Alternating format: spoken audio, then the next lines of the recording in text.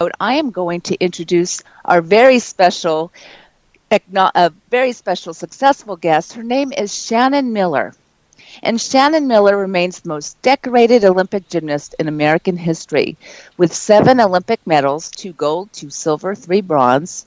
She is the only female athlete to be inducted into the U.S. Olympic Hall of Fame twice, once for individual 2006 and then team medal 2008.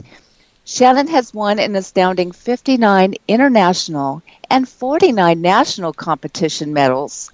Over half of these have been gold. She is the first gymnast to win 2 world all-around titles. Her tally of 5 medals, 2 silver and 3 bronze at the 1992 Olympics, was the most medals won by a U.S. athlete in any sport. At the 1996 Games, she led the Magnificent Seven to the U.S. women's first ever team gold, and for the first time for any American gymnast, she captured gold on the balance beam. After retiring from Olympic competition, Shannon received her undergraduate degrees in marketing and entrepreneurship from the University of Houston and her law degree from Boston College. Shannon remains a part of the gymnastics and Olympic communities as an analyst and commentator. Now retired from competition, Shannon has moved from Olympic athlete to advocate for the health and wellness of women and children. Shannon launched her company, Shannon Miller Lifestyle, Health and Fitness for Women, in July of 2010. She continues to travel the country as a highly sought-after motivational speaker and advocate for the health and wellness of women and children. In January of 2011, Shannon was diagnosed with a rare form of ovarian cancer. She had a baseball-sized tumor removed successfully and followed up with an aggressive chemotherapy regimen. Shannon has remained open and public about her diagnosis and treatment and continues to empower women to make their health a priority. Shannon is currently cancer-free and continues to be a strong advocate for early detection, awareness, research, and survivorship. Shannon's book, It's Not About Perfect, Competing for My Country and Fighting for My Life, is her inspirational memoir written to encourage and empower others to break through and overcome their own personal challenges.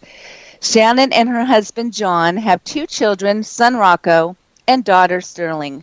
Shannon Miller, welcome to Courageously Go. Thank you so much. What a big introduction. Thank you. Well, you're just one of our most accomplished guests here on the show, and I'm just so honored and humbled and so excited to have you. I wish we had, yes, I wish we had 2 hours with you. We just have so much we could talk about, right? And why don't we start off, of course, with your Olympic career?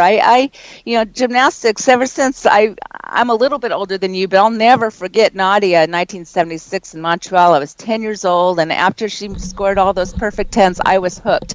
And gymnastics has always just been my favorite sport to watch on Olympics. And so let's hear a little bit about your career. I know you started at a young age, I believe in Oklahoma. Is that right?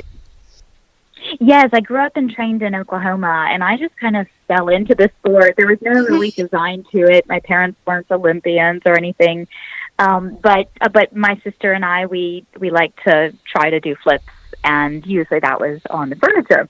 So my parents finally decided we needed to do some of that in a safer place where we weren't ruining their furniture or bouncing off the backyard trampoline. Of course, that was long before there were nets and pads over the springs and all the safety. So if you bounced off, you just kind of went flying across the yard.